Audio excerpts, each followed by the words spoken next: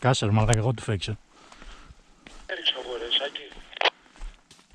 Δεν θα ρωτάς, Σάκη. Όταν του φεκάει ο Τάσος δεν ρωτάς. Έλα να τον δεις δόντι. Θα κάσω Τάσο, μπράβο ρε μεγάλη.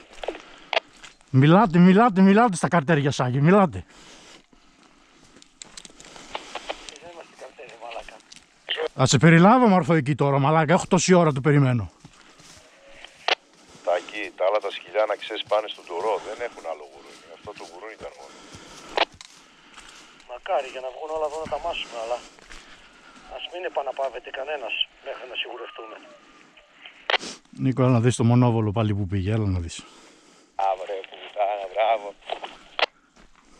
Φεύγει, τέχνη, καθίστε παιδιά, καθίστε λίγο. Καθίστε λίγο να κάνουν γύρα τα άλλα τα σκυλιά, να είμαστε σίγουροι.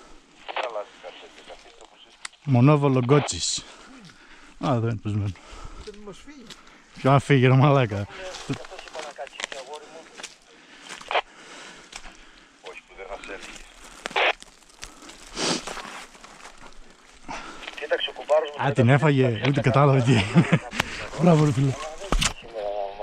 Κάτσε να έρχονται τα σκηνή.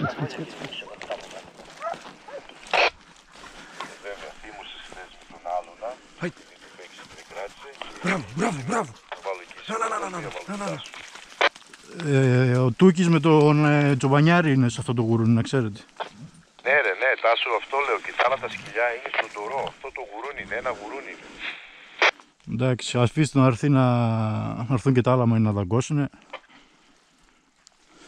Θα δεις πρώτο σκυλί εκεί πέρα, τώρα θα έρθει ο Μέση. Σκρόφα είναι. Θα μεγάλο ρε μαλάκα μου Ο φάνηκε. Μπάγιος με τη σκύλα.